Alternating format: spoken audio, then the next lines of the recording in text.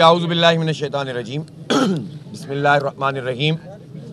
الحمدللہ ایک زبردست تحریک اور جد و جہد کے نتیجے میں کراچی میں بلدیاتی انتخابات ہو رہے ہیں۔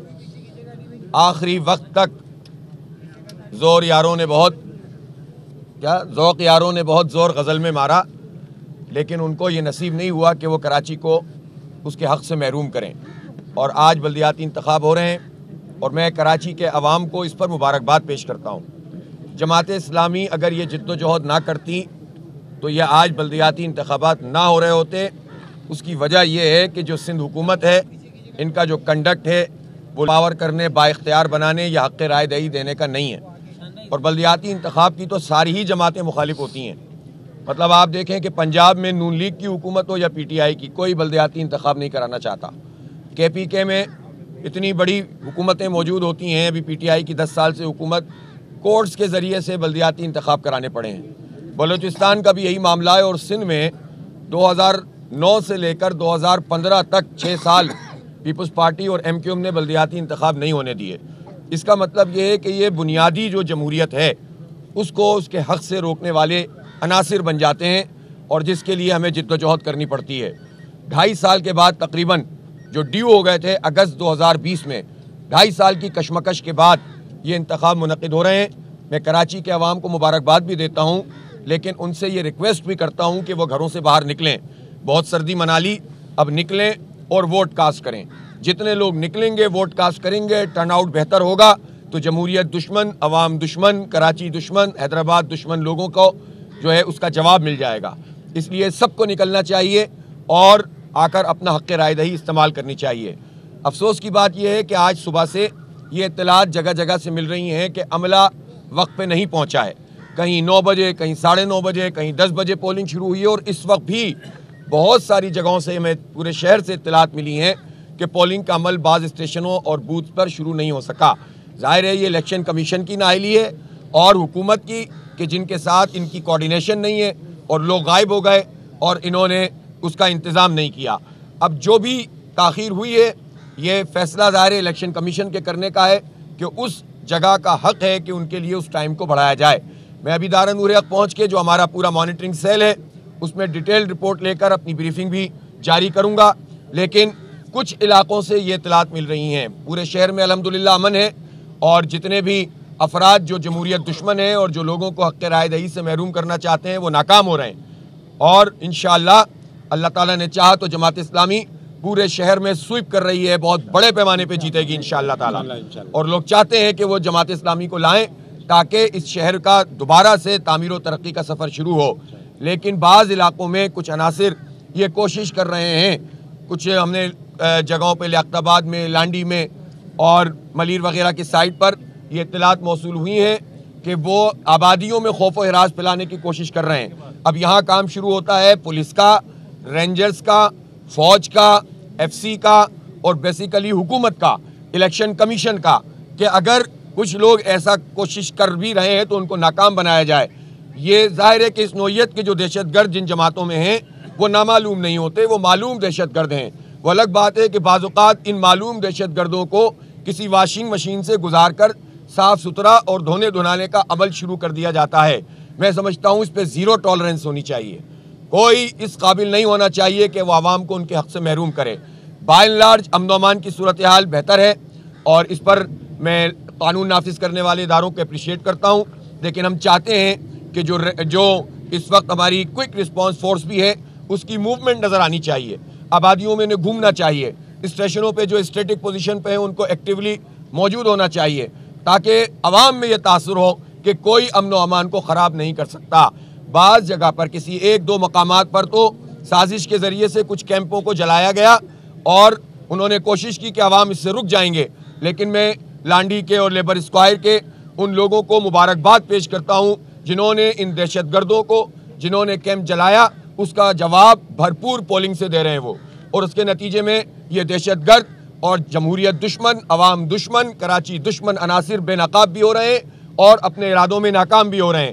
عوام ہی ان لوگوں کا مقابلہ کر سکتے ہیں۔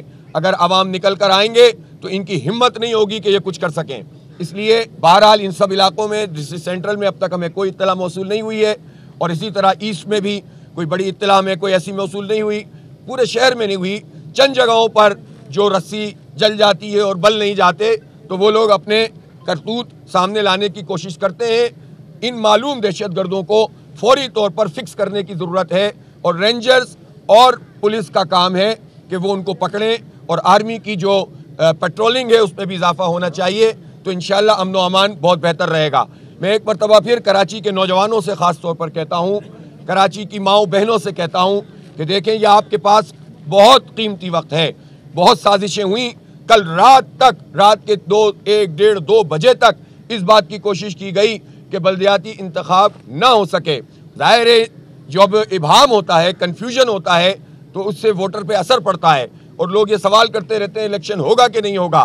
ہم کس دور میں رہتے ہیں، پوری دنیا میں جاتے ہیں، گھومتے پھرتے ہیں، اور جو بنیادی جمہوریت ہے اس کے حوالے سے آخری دن تک کنفیوژن کا شکار جان بوجھ کر رکھتے ہیں تاکہ نچلی سطح پر لوگ حق رائے دہی استعمال کر کے لوگوں کو با اختیار نہ بنا سکیں۔ یہ ہمارا المیہ ہے، یہ ہماری جمہوری جماعتوں کا آمرانہ طرز عمل ہے۔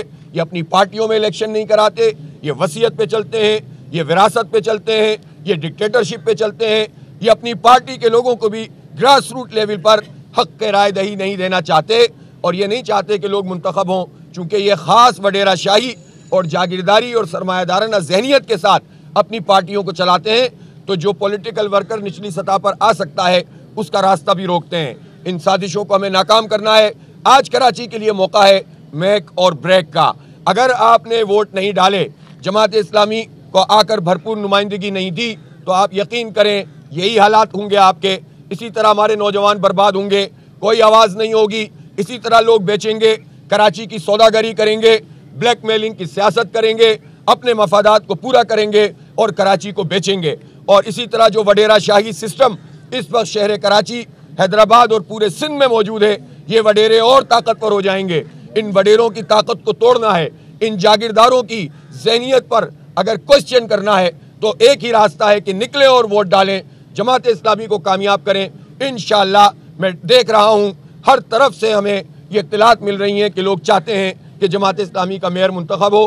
اس کا طریقہ یہ ہے کہ آپ اپنی یو سی کے چیئرمین اور وائس چیئرمین پر نشان لگائیں ترازو پر، تو اس کے نتیجے میں شہر کا میئر بنے گا۔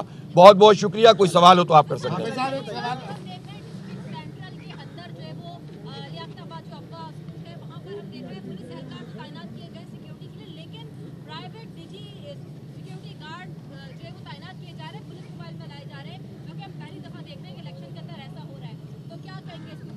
بالکل صحیح بات ہے کہ ہم نے اس کی بہت پہلے بھی مخالفت کی تھی، جب یہ پرائیویٹ گارڈز کو ہائر کر رہے تھے۔ پولیس کو ہونا چاہیے، رینجرز کو ہونا چاہیے، ایف سی کو ہونا چاہیے، فوج کو ہونا چاہیے۔ ہمارے پاس اتنی تعداد موجود ہے تو کیوں پرائیویٹ گارڈ لے کر اپنی مرضی کے کوئی نتائج حاصل کرنا چاہتا ہے؟ ہم اس کی مذمت کرتے ہیں، اور صحیح طریقے سے ڈپیوٹ کرنا چاہیے اپنے جوانوں کو، جو پولیس کے ہوں، رینجرز کے ہوں، اور فوج کے ہوں، اور ایف سی کے ہوں۔ تو اسی طرح جہاں بھی یہ نقص موجود ہے کہ اب تک جو ہے وہ عملہ نہیں پہنچا ہے، الیکشن کمیشن کی ذمہ داری ہے کہ فوری طور پر اب اس کام کو کر لیا جائے اور کسی صورت میں بھی لوگوں کو حق رائے دہی سے محروم نہ کیا جائے۔ اچھا یہ بتائیے گا، ایم کیو ایم کے ایک رہنما نے یہ بھی کہا کہ آنے والا میئر جو ہوگا وہ ایم کیو ایم کی خیرات کے اوپر ہوگا، کیونکہ اب ایم کیو ایم نے بائیکاٹ کر دیا ہے۔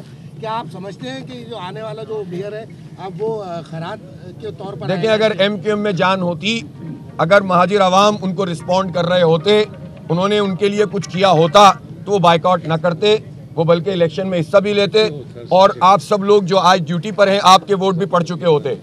صحیح ہے، اس لیے وہ تو فرار اختیار کیا ہے، بھاگ گئے ہیں۔ وہ پہلے الیکشن نہیں کروانا چاہتے تھے، انہوں نے طے کیا ہوا تھا کہ ہم کسی بھی طریقے سے الیکشن نہیں ہونے دیں گے۔ جب آخر میں جماعت اسلامی نے ان کا تعاقب کیا اور ان کو کہیں کا نہیں چھوڑا تو انہوں نے میدان چھوڑ دیا ہے۔ میری ابھی بھی خواہش ہے، آ جائیں، کیمپ لگا لیں اور لوگوں سے کہیں کہ ووٹ ڈالیں، تو پتہ چل جائے گا ان کو، دودھ کا دودھ پانی کا پانی ہو جائے گا۔ حافظ صاحب یہ فرمائیے گا کہ جو حلقہ بندی ہوئی ہے گڈاب، ملیر کے اور سوراب کوٹ کی کچھ ویسز کو میں نے دیکھا، وہاں 2400 اور 3000 آبادی پر، میرا پورا سوال سنیں جی، اور کچھ آبادی، کچھ یوسیز جو ہیں وہ 80,000 اور 40,000 پہ بھی ہیں۔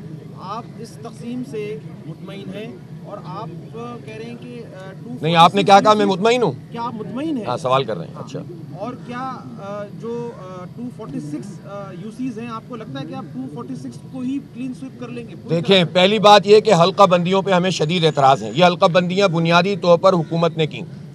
حکومت نے اس طرح کی کہ اس نے یہ کہا کہ یہ حلقہ بندیاں جو ہیں ان کی تعداد پورے یونین کمیٹیوں کی اتنی ہوگی 246.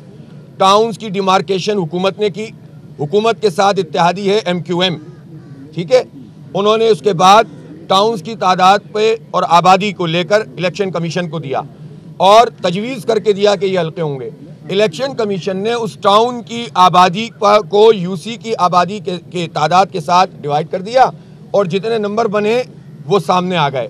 اب ظاہر ہے اس میں مسئلہ پیپلز پارٹی کا اور MQM کی ملی بھگت کا ہے، جو انہوں نے اس وقت اعتراض نہیں کیا پراپر.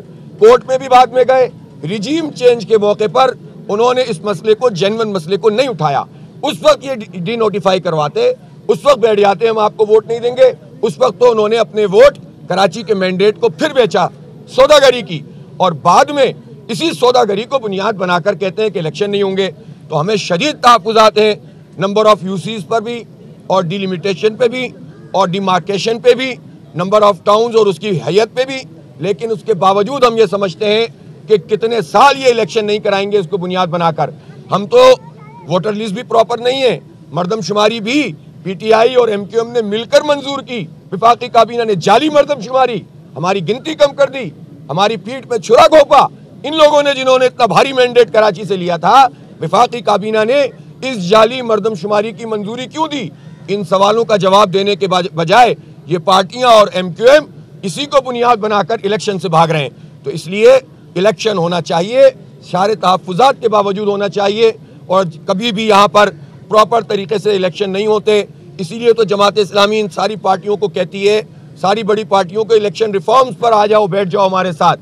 اور ہم تو بہت بڑا ایک وہ رکھتے ہیں کہ یہاں پر متناسب نمائندگی کی بنیاد پر الیکشن ہو. اور میں تو یہ کہتا ہوں کہ MQM اگر بھاگی ہے ڈیلیمیٹیشن پر تو پیپلز پارٹی سے میں مطالبہ کرتا ہوں آج کا انتخاب ہو جائے. میں الیکشن کمیشن سے مطالبہ کرتا ہوں آج کا انتخاب ہو جائے تو آپ UCs کی بنیاد پر میئر کا انتخاب مت کریں، چاہے جماعت اسلامی کی اکثریت آ جائے پوری. آپ ڈائریکٹ الیکشن کرائیں میئر کا، دودھ کا دودھ پانی کا پانی ہو جائے گا. MQM نے مخالفت کی ڈائریکٹ الیکشن کرانے کی، پیپلز پارٹی نے مخالفت کی کراچی میں ڈائریکٹ الیکشن کرانے کی. ڈائریکٹ الیکشن ہوتا تو یہ مسئلہ ہی نہیں پیدا ہوتا. پھر کیسے مسئلہ پیدا ہوتا؟ دونوں نے مخالفت کی اور اب بھاگ رہے ہیں. تو بھاگنے تو نہیں دیں گے، یہ خود بھاگ گئے، الیکشن سے نہیں بھاگنے دیا ہم نے.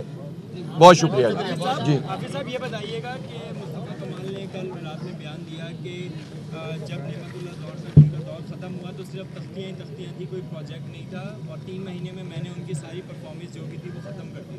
تو اس کے اوپر آپ یار اس باتوں پہ میں کل بھی رات کو کہا تھا کہ یہ انتہائی احمقانہ قسم کے بیانات ہیں. کراچی کے لوگوں نے اپنی آنکھوں سے اس شہر کو اوپر اٹھتے ہوئے دیکھا جو سن 87 سے لے کر 2001 تک MQM نے برباد کیا تھا، پورے بلدیہ پہ قبضہ کر لیا تھا. آپ کو یاد ہوگا اس وقت بھی تقریباً یہی ملتی جلتی صورتحال تھی جب نعمت اللہ خان صاحب میئر بنے تھے. پورے ٹوٹ پھوٹ کا شکار تھا شہر، اور گاڑیاں نہیں چلتی تھیں کچرے کی، پرچیاں بن جاتی تھیں، پیسے جو ہے وہ پارٹی کے پاس چلے جاتے تھے. ڈیزل کی پرچیوں کے پیسے کھا جاتے تھے پارٹی کے پاس، یا ان کے پارٹی کے لوگوں کے پاس پیسے چلے جاتے تھے.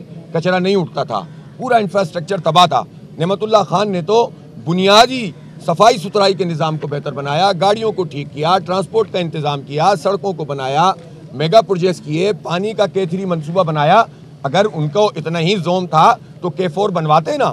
17 سال ہر حکومت کے ساتھ جھنجھنے کے طور پر لٹکے رہتے ہیں، اپنے ذاتی مفادات اٹھاتے رہتے ہیں. تو K4 منصوبے کے لیے جو پیچھے سے پانی چاہیے اس کی منظوری تو لے لیتے نا، پھر اس کے بعد اس کو بنوا دیتے نا. تو کچھ بھی نہیں کیا ان ظالموں نے، اور اب اس طرح کی باتیں کرتے ہیں کہ لوگ ہنسنے لگیں. تو ظاہر ان احمقانہ باتوں پہ میں زیادہ تفصیل میں جانا بھی نہیں چاہتا.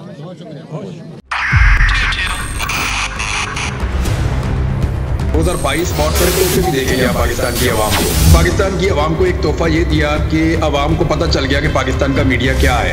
سال 2022 میں سب سے زیادہ دیکھے جانے والا چینل بول نیوز رہا نمبر 1. ہم نے بہت سارے شوز اور ٹرانسمیشنز کی، پورا سال مسلسل جدوجہد میں نکل گیا کہ یہ ووٹ آف کانفیڈنس کے پیچھے کون لوگ تھے. توڑے ریٹنگ کے سبھی ریکارڈ. सोशल मीडिया पर भी सबसे ज्यादा तेजी से 2.4 बिलियन व्यूज का संगे मील अबूर किया। एंकर्स को भी आवाम में सबसे ज्यादा मकबूलियत मिली और सोशल मीडिया पर भी बोल रहा सब पर भारी। सब्सक्राइब करें और बेल दबाएं ताकि कोई खबर रह न जाए।